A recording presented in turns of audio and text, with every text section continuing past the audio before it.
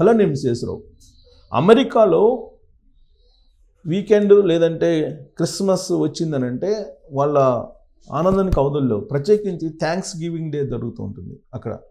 Thanks giving days దాదాపు November నుంచి మళ్ళీ ఇయర్ ఎండింగ్ వరకు అంటే 31st డిసెంబర్ వరకు థ్యాంక్స్ గివింగ్ డేస్ ఉంటాయి. అక్కడ ఆ డేస్ అన్నీ ఫ్రీ ఎంజాయ్మెంట్ అంతా. ఎవరికి కావాల్సిన వాళ్ళు కొనుక్కుంటారు, గిఫ్ట్ ఇస్తారు. ఇవన్నీ ఎంజాయ్మెంట్ డేస్ కింద వాళ్ళు పరిగణిస్తూ ఉంటారు. అందుకే ఇయర్ ఎండ్ వచ్చిందంటే కనుక ఇంక అసలు వాళ్ళు సంబరాలు వరుసగా జరుపుకుంటారు క్రిస్మస్ దగ్గర నుంచి. అయితే ఈ క్రిస్మస్లో స్పెషల్ ఏంటంటే యేసుక్రీస్తే దిగొచ్చాడు అనేటువంటి ఒక న్యూస్ ఇప్పుడు స్ప్రెడ్ అయింది అమెరికాలో. నిజంగా యేసుక్రీస్తు దిగొచ్చాడు అని అంటే యేసుక్రీస్తు లాంటి యజమాని దిగొచ్చాడని చెప్పి ఉద్యోగులు సోషల్ మీడియాలో బాగా కామెంట్స్ పెడుతున్నారు. అలాగే దానికి సంబంధించిన న్యూస్ని కూడా ఇంటర్నేషనల్గా బాగా ప్రొజెక్ట్ చేస్తున్నారు. ఏంటి ఇంతకీ ఆ న్యూస్ అంటే ఫైర్ బ్రాండ్ అనేటువంటి ఒక సంస్థ, అది చాలా కాలం నుంచి నడుస్తుంది. దాంట్లో సుమారుగా 540 మంది ఎంప్లాయీస్ ఉన్నారు. వీళ్ళు ఊహించినటువంటి విధంగా క్రిస్మస్ సందర్భంగా దాదాపుగా 4 కోట్ల నుంచి ఏడాదికి 2 కోట్ల వరకు 2 నుంచి 4 కోట్ల వరకు ఇవ్వడం జరిగింది. కంపెనీలో వాటా ఇవ్వడం జరిగింది. ఇది ఎవరైనా ఊహించారా? కానీ అమెరికాలో లోకల్ పత్రికల్లో వచ్చింది న్యూస్, ఎవరు నమ్మలా. దాంట్లో ఎంత నిజం ఉంది అని చెప్పి international magazines, international media concentration చేసింది. ఆ క్రమంలో బయటపడినటువంటి అంశం ఏంటంటే వాకర్ అనేటువంటి యజమాని, గ్రాహం వాకర్ అతని పేరు, ఈ యజమాని తన కంపెనీని వేరే వాళ్ళకి అమ్మేశాడు. అమ్మేస్తే దాంట్లో 15% కంపెనీలో ఉన్నటువంటి ప్రస్తుతం ఉన్నటువంటి ఎంప్లాయీస్కి రాబోయే 5 ఏళ్ల పాటు సంవత్సరానికి 2 నుంచి 3 కోట్ల రూపాయల వరకు ఆ షేర్ ఇవ్వాలి అనేటువంటి కండిషన్ పెట్టారు. అంటే సుమారుగా కొన్ని వేల కోట్ల రూపాయలే. ఇది విన్నటువంటి ఉద్యోగులు ఆశ్చర్యపోతూ పోయి అకౌంట్స్ చూసుకున్నారంట. వాళ్ళ అకౌంట్లు బ్యాంక్ అకౌంట్స్లో అమౌంట్ చూస్తే 2 కోట్లు 3 కోట్లు అలా ఉన్నాయంట. దీంతో మాకు ఈ క్రిస్మస్ సందర్భంగా దిగి వచ్చినటువంటి యేసుక్రీస్తు మా వాకర్ అని చెప్పి వాళ్ళు ప్రశంసలతో ఇప్పుడు సోషల్ మీడియా వ్యాప్తంగా కూడా స్ప్రెడ్ చేస్తున్నారు. మరి ఇలాంటి యజమానులు ఎంతమంది ఉంటారు? సాధారణంగా కంపెనీల్లో ఎలా ఉంటుందంటే యాజమాన్యం ఒకవైపు, ఉద్యోగులు మరోవైపు అన్నట్టుగా ఉంటుంది. ఈ మధ్యకాలంలో మనం చూస్తే కొంచెం కార్మిక చట్టాలు సడలించడం, అలాగే కార్మిక ఆందోళనలు, కార్మిక నినాదాలు, కార్మిక హక్కులు ఇవన్నీ దాదాపుగా అంతరించిపోతున్నాయి. దాదాపు వినిపించట్లేదు ఈ మధ్యకాలంలో. కారణం ఏంటంటే కార్మిక చట్టాలను మార్చేశారు. దాంతో కార్మిక హక్కులు కూడా పూర్తిగా క్రమంగా కనుమరుగైపోతున్నాయి. ఇలాంటి పరిస్థితుల్లో యాజమాన్యాలు మాత్రమే కనిపిస్తున్నాయి కానీ కార్మికులు కనిపించలేదు. ఇంతకుముందు కార్మికులు ఎప్పుడు కూడా యాజమాన్యాల పట్ల ఆందోళనలు, ఉద్యమాలు చేసేవాళ్ళు, శ్రమ దోపిడీ జరుగుతుందని చెప్పి.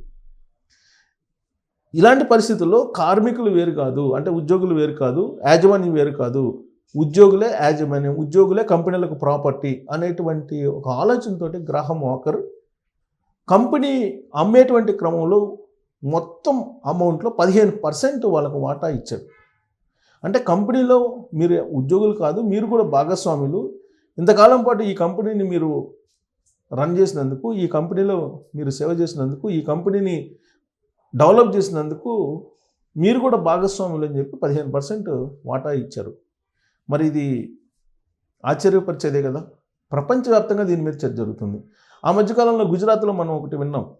గుజరాత్లో ఒక వజ్రాల వ్యాపారి ఆ కంపెనీలో పనిచేస్తున్నటువంటి ఉద్యోగులందరికీ దీపావళి సందర్భంగా కార్లు కొనిచ్చేశారు.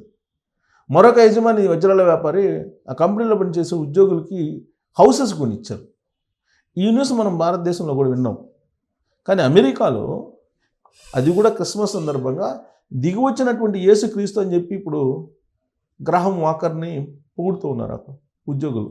సో మొత్తం ఇంటర్నేషనల్ మీడియా కూడా ఆయన చుట్టూ తిరుగుతుంది. ఇప్పుడు అసలు ఏంటి ఆ కంపెనీ ఏంటి, దాంట్లో వాటాలు ఎన్ని, ఎవరెవరికి ఎంత పోతుంది అనేది న్యూస్ ఇప్పుడు స్ప్రెడ్ అవుతుంది. ఏంటంటే ఇది ఉద్యోగులకు జీతాలు ఎలా ఎగ్గొట్టాలి, వారికి లభించే ప్రయోజనాలను ఎలా అడ్డుకోవాలి అని చూసేటువంటి యాజమాన్యాలు మన భారతదేశంలో అనేక ఉన్నాయి. ప్రస్తుత కాలంలో మన భారతదేశంలో మనం చూస్తున్నాం కాబట్టి మనం ఇక్కడ చెప్పుకుంటున్నాం. బట్ ప్రపంచంలో అన్ని దేశాల్లో కూడా అదే జరుగుతుంది.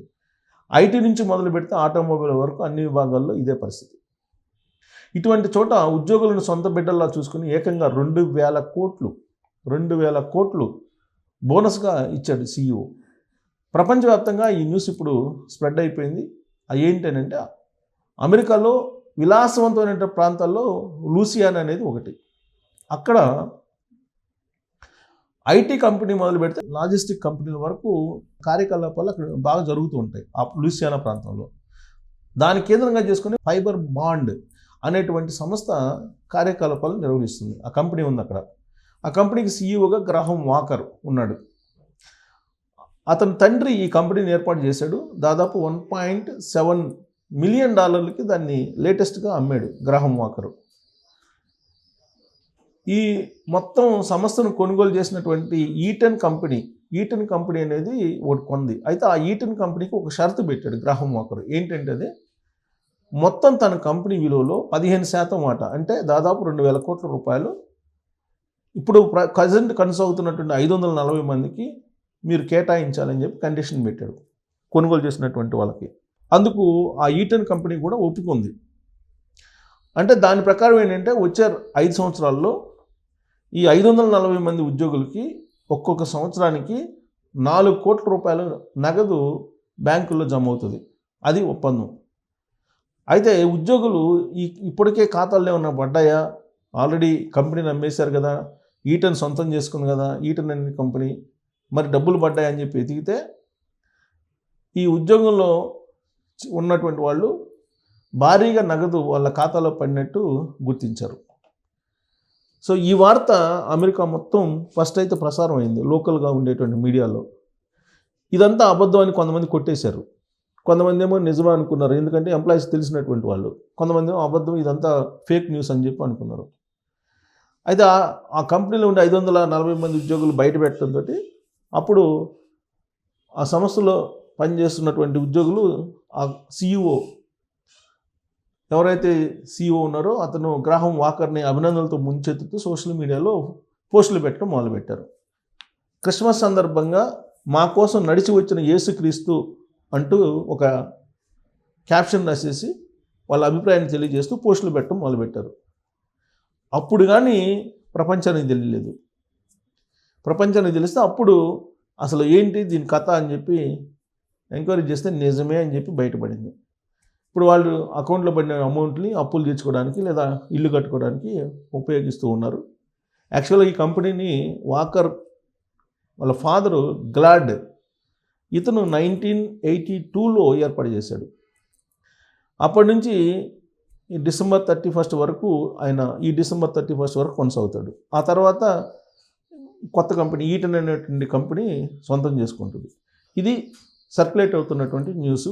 ఇది నిజము, యేసుక్రీస్తు ఇచ్చినటువంటి అవకాశము అని చెప్పి ఉద్యోగులు చెబుతున్నారు. సో కాబట్టి అమెరికాలో ఈ క్రిస్మస్ సందర్భంగా ఒక యేసుక్రీస్తు లాంటి గ్రాహం వాకర్ ప్రత్యక్షంగా అక్కడ ఉండేటువంటి ఉద్యోగులకు కనిపిస్తున్నారు.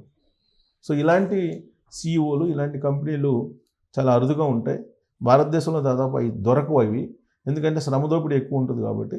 మరి ఇలాంటి వాళ్ళు కూడా ఈ యుగంలో ఉన్నారంటే మీరు నమ్మటంతో పాటు ఇలాంటి వాళ్ళని స్ఫూర్తిగా తీసుకుని ఏమైనా యాజమాన్యాలు మారే అవకాశం ఉందా అనే దాని మీద మీరు కామెంట్ చేయొచ్చు. Thank you.